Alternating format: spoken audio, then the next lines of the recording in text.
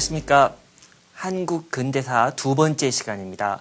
오늘은 파란만장했던 1894년이라는 제목으로 동학농민운동, 청일전쟁, 갑오개혁에 대해서 살펴보겠습니다.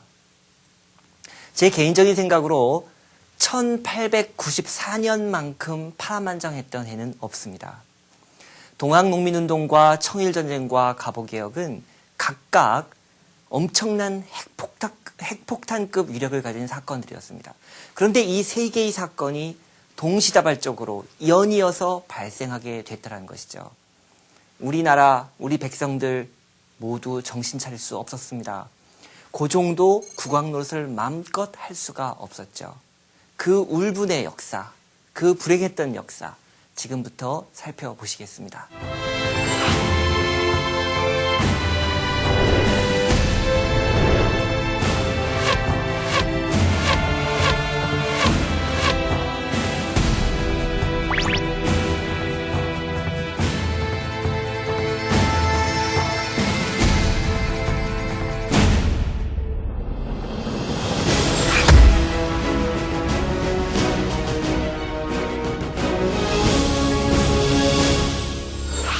동학농민운동이 왜 발발했는지를 이해하려면 두 가지를 먼저 이해해야 합니다.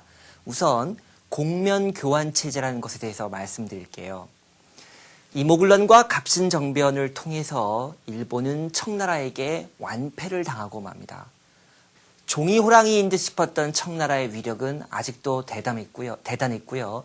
일본은 아직도 성장할 일이 많이 남아 있었던 것이죠. 그래서 일본은 조선에서 이제 경제 침투에 주력하게 됩니다. 물론 개항장을 통해서죠. 개항장의 일본 상인들은 서양의 물품들을 우리 조선 사람들에게 팔기 시작합니다.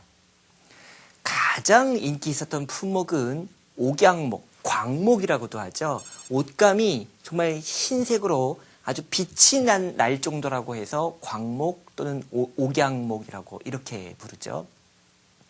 그 다음에 공장에서 뽑아낸 면제품류, 다 옷들입니다.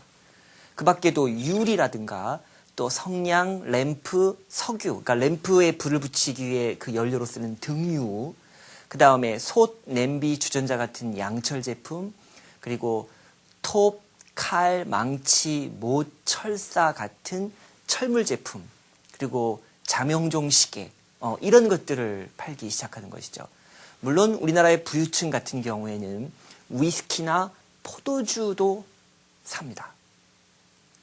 그런가 하면 일본 상인들은 개항장에서 우리나라의 쌀과 콩 같은 농산물, 그러니까 곡물이죠.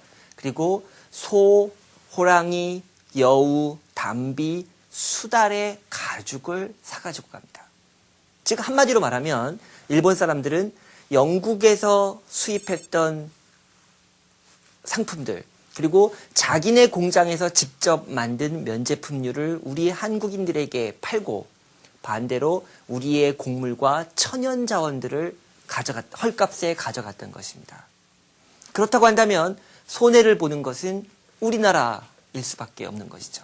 특히 가난했던 농민들은 더더욱 가난에 찌들게 됩니다.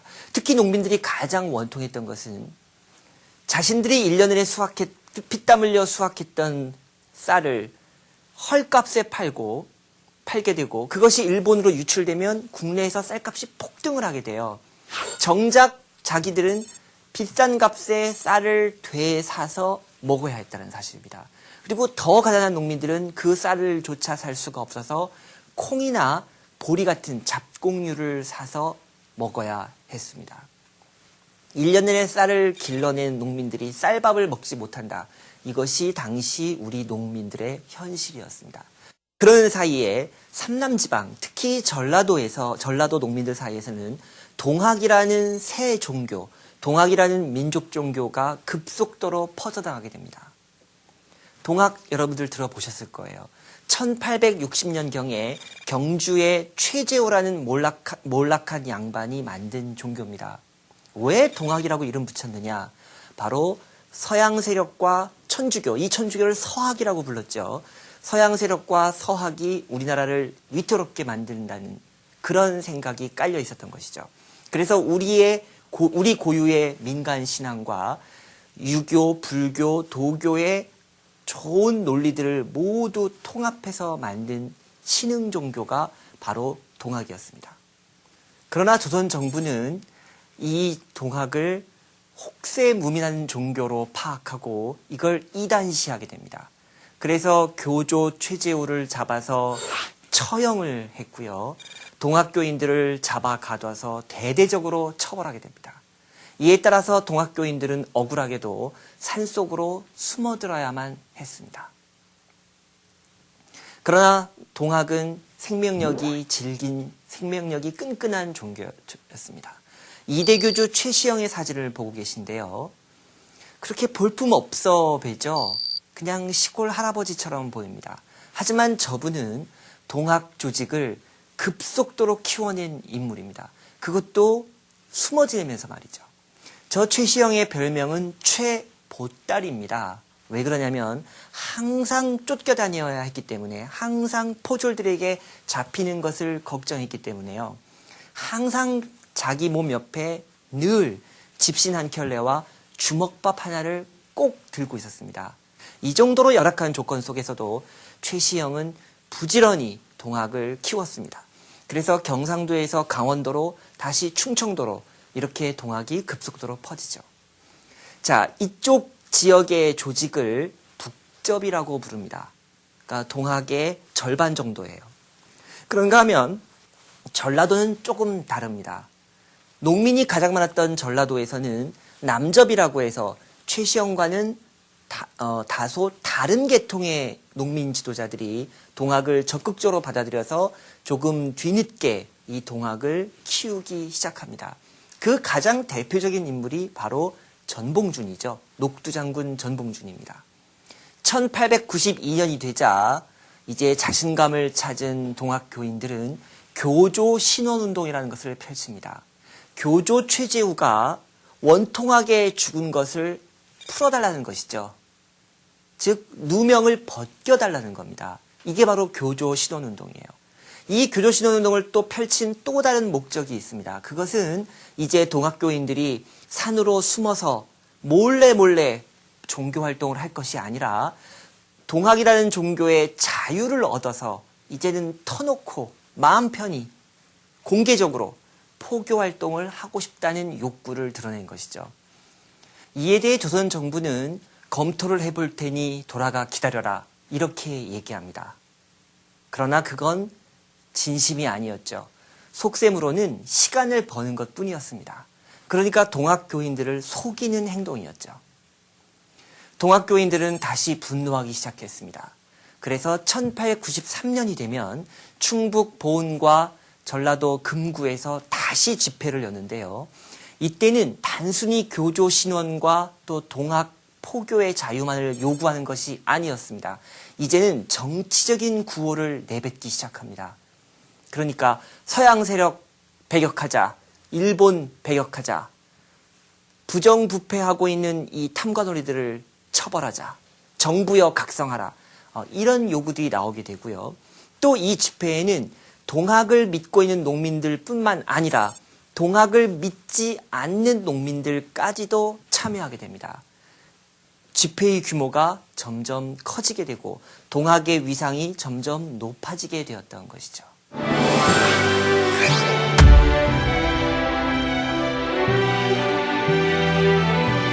그러던 1894년 초 드디어 일이 터집니다. 동학 농민운동이 본격적으로 시작되는 시점이 된 것이죠. 그것이 바로 전라북도 고부라는 마을에서 일어난 봉기입니다. 자, 왜 이 봉기가 시작됐느냐? 그것은 고부 군수 조병갑이라는 사람의 타막, 즉 부정부패 때문이었습니다. 아주 심했어요. 1892년 부임한 이후부터 단 한순간도 빼지 않고 이 사람은 백성들에게 어떻게 하면 세금을 물릴까, 그걸 횡령할까, 이것만을 정말 치밀하게 연구한 사람인 듯 싶습니다. 자, 예를 들어볼까요? 자기 아버지의 공덕비를 세우겠다고 세금을 거둡니다. 만석보라는 보가 있어요. 그러니까 저수지 같은 거죠. 저수지가 있고 뚝이 있는, 그래서 농사에 쓰기 위해서 물을 저장해 두는 곳인데 그 멀쩡했던 만석보를 갑자기 허물어요.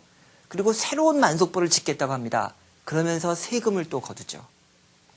자, 흉년이 들면 지방관은 세금을 깎아주는 것이 원칙입니다.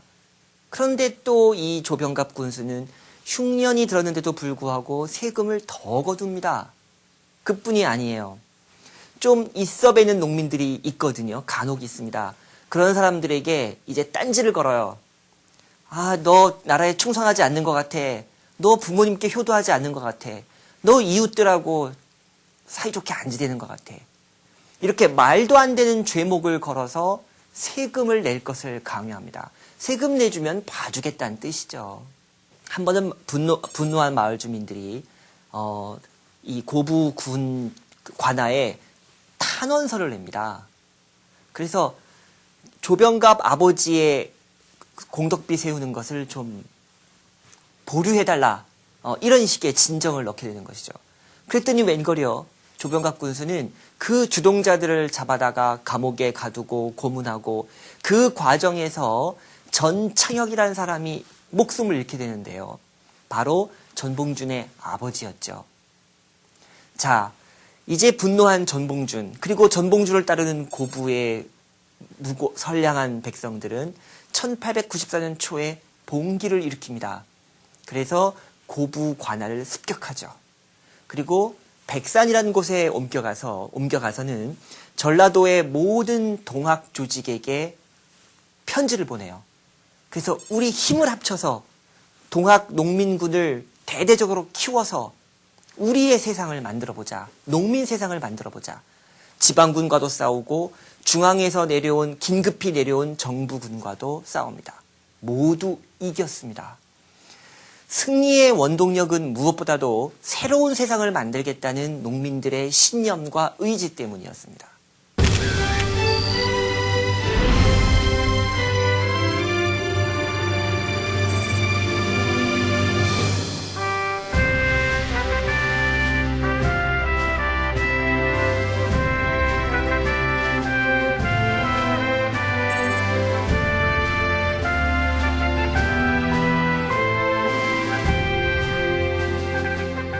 결국 농민군은 전주성이라고 한다면 결국 전라도에 가명이 있는 곳이고 전라도의 행정 수도거든요.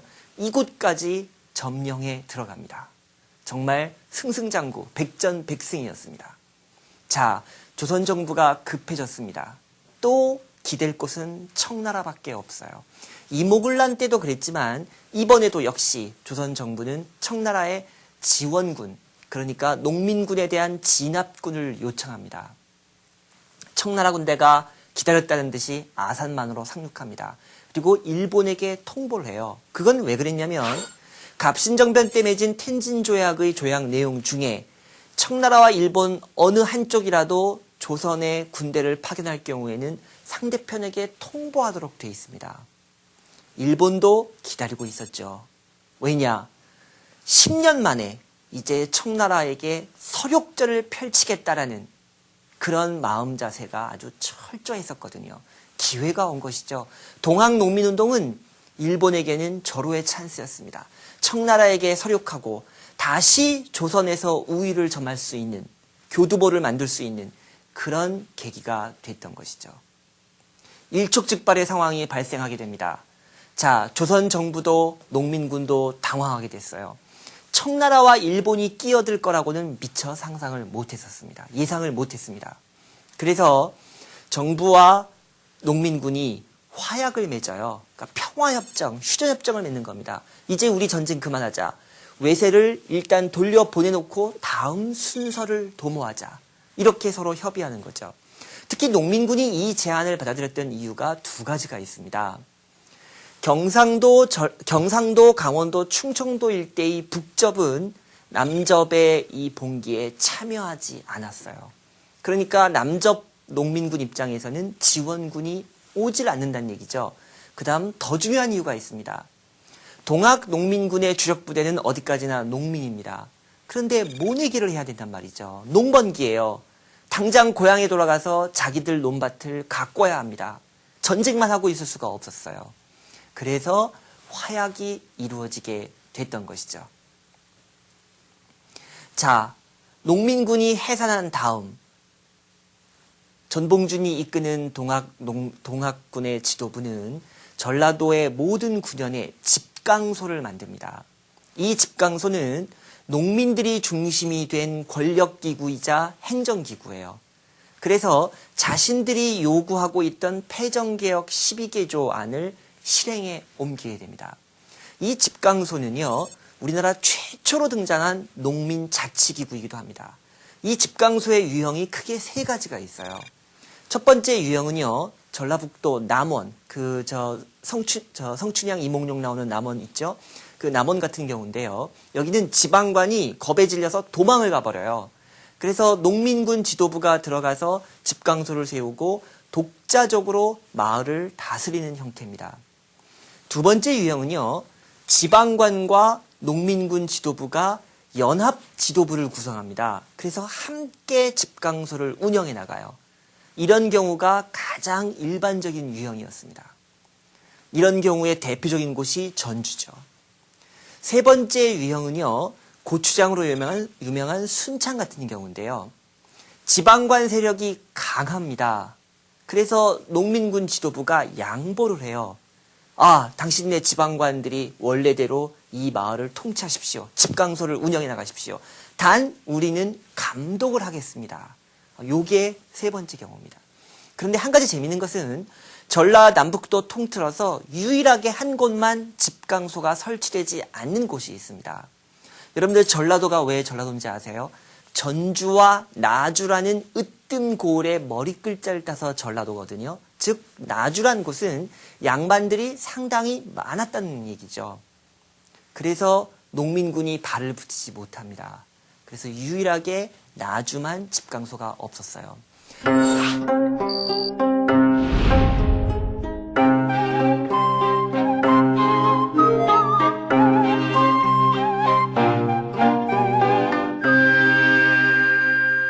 그러면 폐정개혁 12개조의 내용은 뭐였을까요? 이것도 재밌습니다.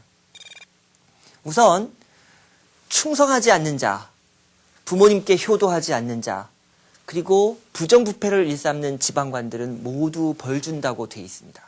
그런가 하면 외적, 일본이라든가 서양 세력과 내통하는 자, 여기에 대해서도 크게 벌한다고 되어 있어요.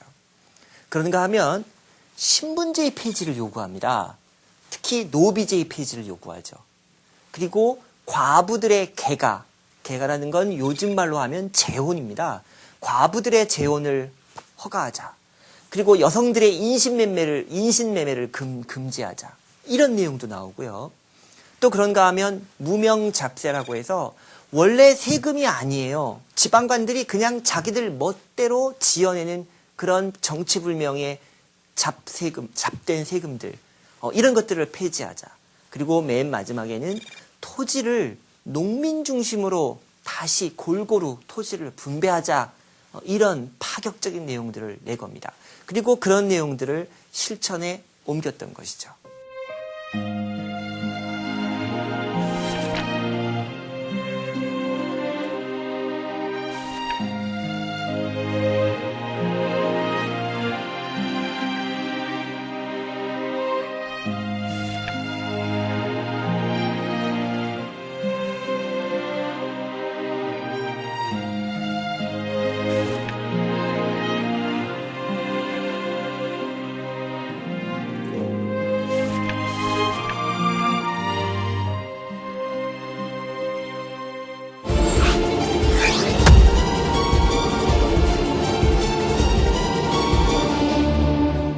자, 그런 사이 우리 한반도에서는 청나라와 일본 간의 전쟁이 시작되었습니다.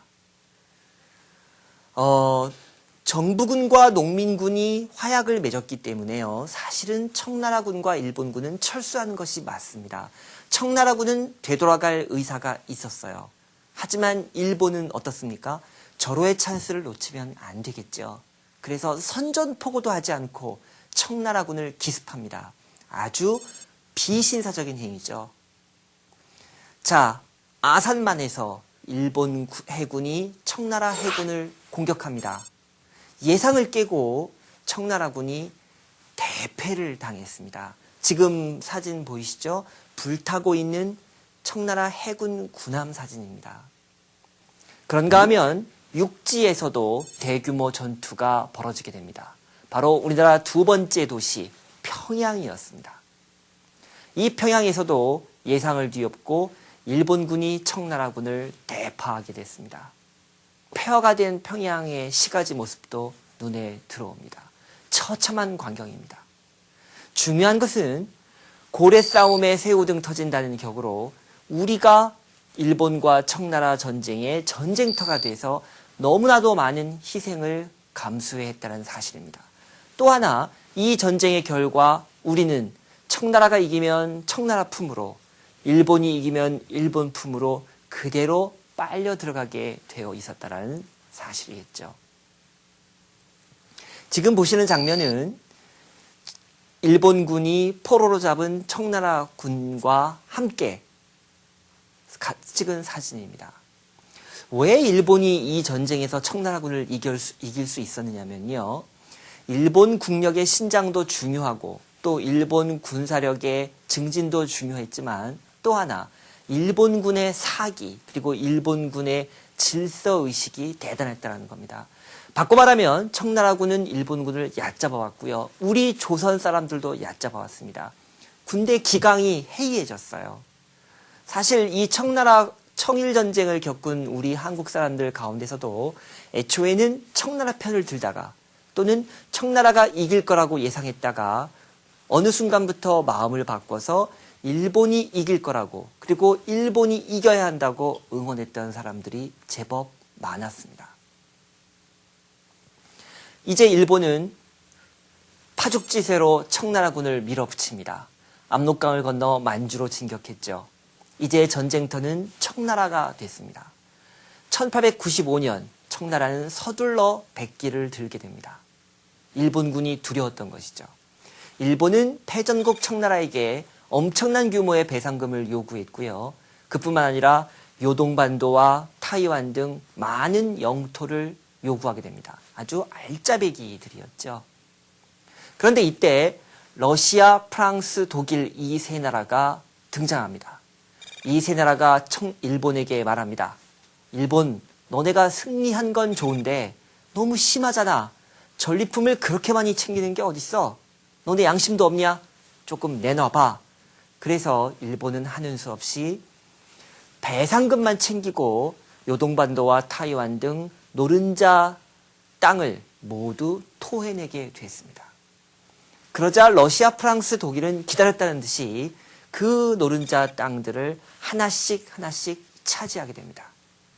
결국 전쟁터에서 수많은 희생을 치르면서 제주를 부려 승전한 것은 일본이었지만 실리를 챙긴 것은 러시아, 프랑스, 독일 이렇게 세 나라였습니다. 이것을 삼국의 간섭이라고 부릅니다. 지금 보시는 풍자화는 프랑스의 화가 비고가 그린 그림인데요. 잘 보시면요. 앞에 일본 군인과 뒤에 청나라 군이 보무도당당하게 행진하고 있습니다. 총검을 들고 말이죠. 그런데 심청전에 나오는 신봉사를 닮은 듯한 우리의 양반, 선글라스를 끼고 멋을 부리긴 했지만 아주 비참하게 깔려 있습니다. 등에는 묘비까지 꽂혀져 있죠. 아마도 고통에 겨워 신음하는 듯합니다. 그 광경을 강 너머에서 러시아 병사가 지켜보고 있습니다. 1890년경 조선을 둘러싼 국제 정세를 프랑스의 풍자화가는 이렇게 묘사했습니다.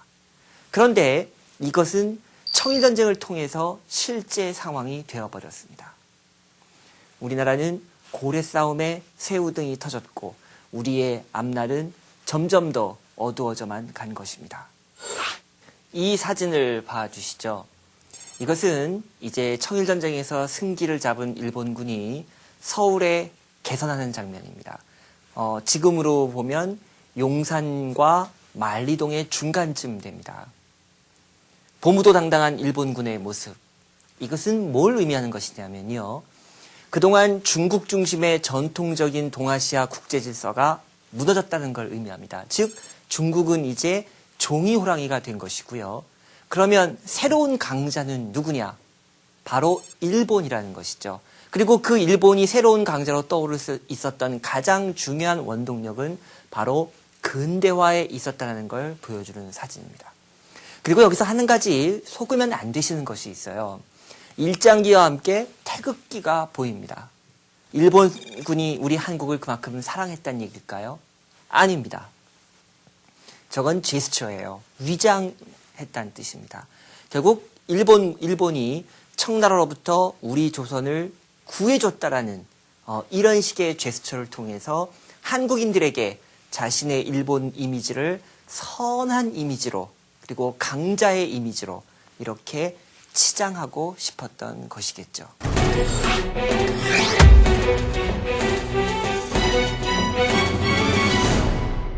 1894년 7월 23일 새벽 서울에 있던 일본군은 갑작스럽게 경복궁을 점령해 들어갔습니다. 이때 우리 군대와 시가전이 벌어집니다. 궁궐 안팎에서 그리고 사대문 안에서 치열하게 벌어지죠. 그러나 이 시가전은 일본군의 승리로 끝나버렸습니다. 왜냐하면 경복궁이 점령당하면서 고종과 명성황후가 일본군의 수중에 들어갔고 결국 고종은 생명을 지키기 위해서 우리 군대에게 총기를 내려놓을 것을 명령했기 때문입니다. 경복궁을 장악한 일본군, 이 사람들은 이제 한국 정부를 일본과 비교적 가까운 인사들로 채우기 시작합니다. 그러면서 군국기무처라는 새로운 기관을 만들죠. 이 군국기무처는 초헌법적인 기구입니다. 그래서 모든 개혁을 책임지는 기구였죠. 이 군국기무처의 총재는 당시 총리 대신 김홍집이 맡게 됩니다. 김홍집은 온건개화파의 대표적인 인물로서 비교적 일본과 가까운 관계를 유지하고 있었던 사람입니다. 그 밖에 16명의 위원이 있었는데요. 김홍집까지 포함한 이 17인 위원회, 바로 이 군국기무처는 갑오개혁을 총괄 지휘하게 됩니다. 갑오개혁은 정부 주도의 총체적인 근대화 프로젝트입니다. 정치, 경제, 사회 분야에서 전방위적인 개혁을 이끌어냈습니다. 거의 혁명적인 일이었습니다. 정치 부분에서는 서구식 내각제도를 도입했습니다. 또 고려왕조, 조선왕조 도합 1000년을 이어져 내려온 관리 임용 방식이었던 과거 시험을 폐지합니다. 대신에 국문, 한문, 산술, 그리고 국제정세 이런 과목들을 가지고 새로운 시험 형태로 새로운 인재들을 선발하기 시작했습니다. 경제면에서도 재정을 일원화합니다. 도량형을 통일하고 조세급납제라고 해서 세금을 돈으로 내게 합니다. 또 화폐 제도도 은본위제로 바꿨죠. 뭐니 해도 갑오개혁에서 가장 중요한 것은 사회 분야의 개혁이었습니다. 특히 신분제의 폐지 그리고 노비제도의 폐지가 되겠습니다. 신분제와 노비제라는 것은 아주 오래전 수천 년 동안 내려오던 그런 제도였거든요. 물론 양반이나 상민이나 천민의 머릿속에서 관념 속에서 이 신분이라는 개념은 그렇게 하루아침에 사라질 수 없는 것이었습니다. 그러나 적어도 제도적으로 법적으로 신분제가 철폐되었다는 것은 개혁을 뛰어넘어 사실상 혁명에 가까운 그런 중요한 조치였습니다. 그 밖에도 갑오개혁의 내용은 무수히 많습니다. 연좌제라는 것이 있었습니다. 어느 가족 중에 한 사람이 범죄를 저지르면 그 사람 때문에 그 가족 구성원 전체가 연루되어 불이익을 당하는 걸 말합니다. 갑오개혁에서는 이 연좌제를 폐지했습니다. 조선시대에는 과부가 재혼하는 것을 금지했습니다. 남자들은 얼마든지 가능했지만 여자들에게는 정절을 요구했습니다. 성차별이죠. 여성에 대한 모욕입니다. 그런데 갑오개혁에서는 바로 이 조항을 없앴습니다. 즉 과부들의 재혼을 허가했다는 뜻입니다. 그런가 하면 여성들의 인신매매도 없앴습니다. 그리고 사법제도도 바꾸었습니다. 그동안에는 지방관이 행정뿐만 아니라 재판까지 도맡아 했습니다. 여기에서 어떤 문제가 발생했냐면 지방관에게는 전문적인 법률 지식이 없습니다. 또 두 번째로는 한 사람의 지방관에게 행정 권력과 사법 권력이 독점됨으로써 온갖 폐단이 나타나기 시작했던 것이죠. 그런데 가보개혁에서는 우리의 새로운 법정을 만들고 그 근대식 법정에서 전문적인 재판관이 바로 범죄자들을, 피의자들을 재판하도록 이렇게 조치를 내렸습니다. 지금 보시는 사진은요, 우리가 전통시대에 동헌에서 지방관이 피의자를 꿇려놓고, 무릎 꿇려놓고 시시비비를 가리면서 재판하는 그런 모습이 되겠습니다. 또 가보개혁에서는 피의자의 인권을 보호하는 조치를 취했습니다. 바로 고문을 없앤 것이죠. 여러분들 사극에서 많이 보실 텐데요. 지금 주리를 트는 장면이죠. 얼마나 아팠겠습니까? 그리고 아주 수치스러운 장면이죠. 피의자에게는 너무나도 수치스러운 장면입니다. 또 그런가 하면 볼기짝을 때린다는 말 들어보셨을 거예요. 바로 곤장을 치는 거죠. 이걸 한자로는 태형이라고 부릅니다. 매우 아팠겠죠. 증거도 없이 자백을 받아내기 위해서 주리를 틀고 곤장을 내리쳤던 것입니다. 그런데 가보개혁에서는 이러한 고문을 모두 없앴습니다.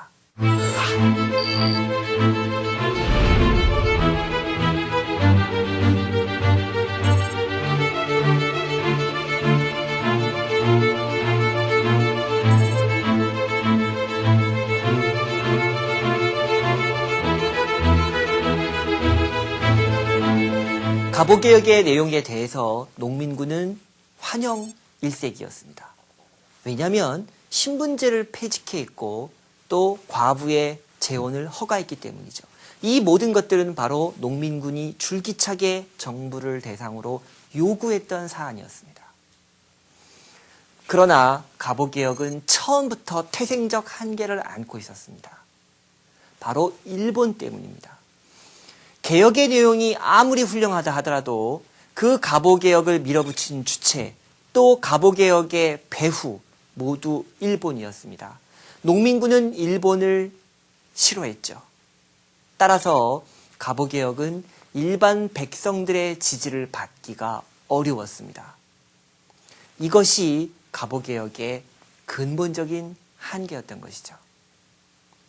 그러는 동안 농민군이 다시 봉기합니다. 9월부터입니다. 1894년 9월부터인데 이를 두고 2차 봉기라고 이렇게 말합니다. 1차 봉기 때는 관군과 전투를 벌였습니다. 그런데 2차 봉기 때는 주 대상이 바로 일본군입니다. 외세를 몰아내겠다는 것이죠. 논산에서 그리고 공주에서, 공주의 우금치에서 대규모 전투가 벌어집니다.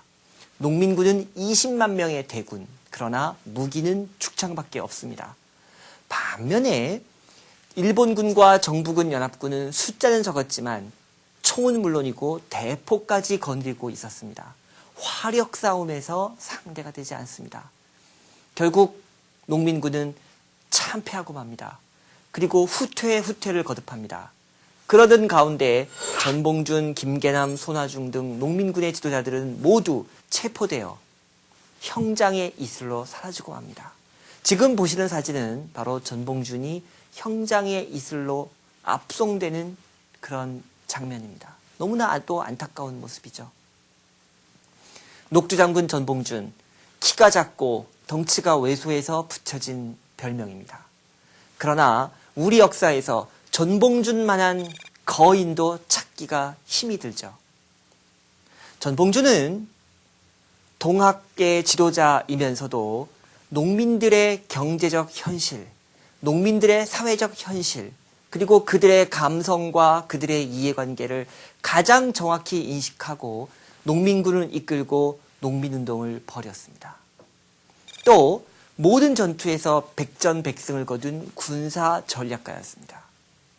또 외세가 개입해서 청일전쟁이 벌어질 위기에 처하자 정부군과 협상을 벌여서 화약을 맺고 집강소를 통해서 패정개혁안을 실천에 옮겼던 노련한 정치가였습니다. 이런 사람 찾기 힘들죠. 그러나 전봉주는 죽고 맙니다. 그건 바꿔 말하면 동학농민운동이 결과적으로 좌절됐다는 것을 의미합니다. 그러나 동학농민운동의 역사적 의의는 대단히 높습니다. 갑오개혁을 이끌어냈고 또 일본을 상대로 반외세 자주적인 농민운동을 벌였던 것입니다.